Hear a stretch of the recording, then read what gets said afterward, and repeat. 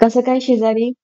तसं आज जेव्हा मी Google केलं तर मला कळलं, की अजूनही काही 500 परिवार आहेत कराचीमध्ये जे मराठी बोलतात. वेल, ते हा व्हिडिओ बघू की नको बघू, पण तुम्ही बघा आणि अशाच डेली न्यूज कंटेंटसाठी चॅनलला सबस्क्राईब करा. या चॅम्पियन्स ट्रॉफीच्या होस्टला न्यूझीलंडने घोस्ट केलं. असं बरोबर नाही ना, की तुम्ही कुणाकडे पाहुणे बनून जा आणि स्वतःची मनमानी करा.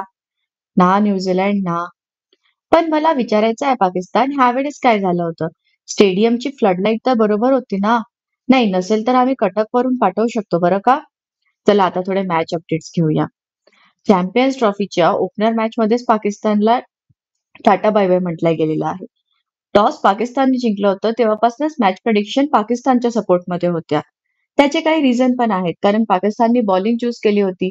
सेकंड इनिंग मिळाली असती म्हणून त्यांना ड्यू सपोर्ट होतं आणि होम ग्राउंडचा पण सपोर्ट होता.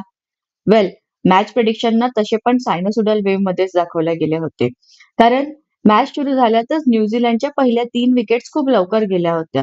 पण मग विल यंग, टॉम लेथन आणि ग्लेन फिलिप्सच्या कॉन्ट्रिब्युशननी न्यूझीलंडनी ओपनिंग सेरेमनीमध्ये 320 रनाचा खूप मोठा टोटल ठेवला. त्यातच सेकंड इनिंगमध्ये मला कळलं नाही, की पाकिस्तानची टीम मॅच बघायसाठी आली होती की खेळायसाठी आली होती. कारण जेव्हा तुम्ही 320 सारखा मोठा टोटल चेस करता, तेव्हा कुणी तर निअर टू एव्हरेज परफॉर्मन्स द्यायला पाहिजे होता ना. याच्या डिक्लेअर किंगनी सुद्धा 90 बॉलमध्ये 64 रनाचा टेस्ट परफॉर्मन्स दिलेला आहे. नाही, ओडीआय सुरू होता, पण त्याचा परफॉर्मन्स मात्र तसं नव्हतं. तसं सध्या ओडीआयचा किंग पण पाकिस्तानच्या किंगला सोडून इंडियाचा प्रिन्स झालेला आहे. ओव्हरऑल पाकिस्तानची टीम खूप बेकार खेळली. मॅचमध्ये जर काही खूप एंटरटेनिंग होतं, तर ते ग्लेन फिलिप्सचा तो नॉन गुरुत्वाकर्षणी कॅच, ज्यावर मोहम्मद रिजवान आउट झाले होते.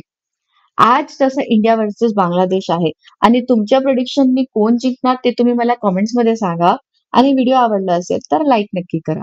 धन्यवाद.